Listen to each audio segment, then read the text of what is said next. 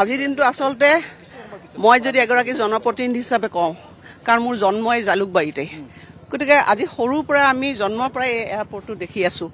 আজিৰ পৰা ৭৫ বছৰীয়া স্বাধীনতা সম্পূৰ্ণ কৰিলে, কিন্তু আজি প্ৰধানমন্ত্ৰী নৰেন্দ্ৰ মোদী ডাঙৰীয়াই স্বাধীনতাৰ ৭৫ বছৰ পিছত অমৃতকাল যাত্ৰা, যিটো প্ৰধানমন্ত্ৰী ডাঙৰীয়াই কৈছে যে যেতিয়া স্বাধীনতাই ১০০ বছৰ পূৰ্তি হ'ব, তেতিয়া ভাৰতবৰ্ষই স্বাধীনতাৰ অমৃতকাল পাব। সেই অমৃতকালৰ যাত্ৰাতে আজি অতি সুন্দৰভাৱে নিৰ্মিত এই যিটো এয়াৰপৰ্ট ইয়াত নিৰ্মাণ হ'ল।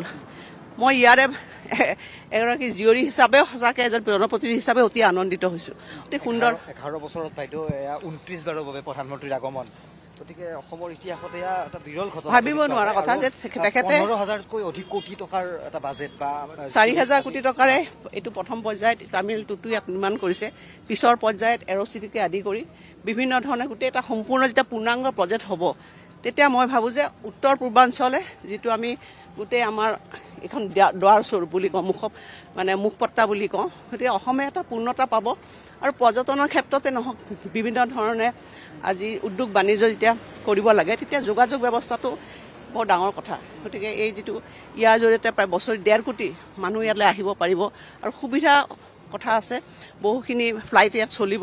যিটো কানেক্টিভিটি, যোগাযোগ ব্যৱস্থাটো শক্তিশালী হ'লেহে ৰাজ্যখনৰ অৰ্থনৈতিক অৱস্থা বা পৰ্যটনৰ ক্ষেত্ৰত বা যুৱক যুৱতীসকলৰ সংস্থাপন গোটেইখিনি ইয়াত জড়িত হৈ থাকে। জানিব বিচাৰিছোঁ বাইদেউ, কিমান আজি ৰাইজ ইয়াত সমাগম হ'ব? ৰাইজ আপোনালোকে দেখিছে, মানুহ আচলতে ৰাতিপুৱাৰ পৰা সকলো ঠাইৰ পৰা আজি এটা স্বইচ্ছাই তেওঁলোকে সভাখনলৈ আহিছে প্ৰধানমন্ত্ৰী নৰেন্দ্ৰ মোদীক আশীৰ্বাদ দিবৰ কাৰণে। আৰু মোদী ডাঙৰীয়াই আচলতে যথেষ্টখিনি আমাৰ ৰাজ্যখনলৈ তেখেতৰ সদিচ্ছা প্ৰকাশ কৰিছে। মই আচলতে আৰ্থিকভাৱে কি দিছে সেইটোতকৈ ডাঙৰ কথা যে এজন প্ৰধানমন্ত্ৰী ডাঙৰীয়াই ৪টা বছৰত অভিলেখ সংখ্যক তেওঁ যে যাত্ৰা ইয়ালৈ কৰিছে, সিয়ে বুজাইছে তেওঁৰ ৰাজ্যখনলৈ কিমান সন্মান আছে। আৰু সমান্তৰালকৈ আমি ক'ব লাগিব যে বিজেপিৰ বাষ্পীভৱনটো আজি যাব, দলীয় কাৰ্যকৰ্তাৰ সৈতে মত বিনিময় কৰিব। গতিকে এয়াও এক প্ৰকাৰ ২৬ নিৰ্বাচনৰ বাবে আশাস্বৰূপ, দলীয় কাৰ্যকৰ্তা এক প্ৰকাৰ উৎসাহ পাব। সেইটোতো নিশ্চিত। আমাৰ এটা দলৰ কাৰ্যকৰ্তাসকল তেওঁলোকৰ আশীৰ্বাদেৰে আজি চৰকাৰ গঠন হৈছে।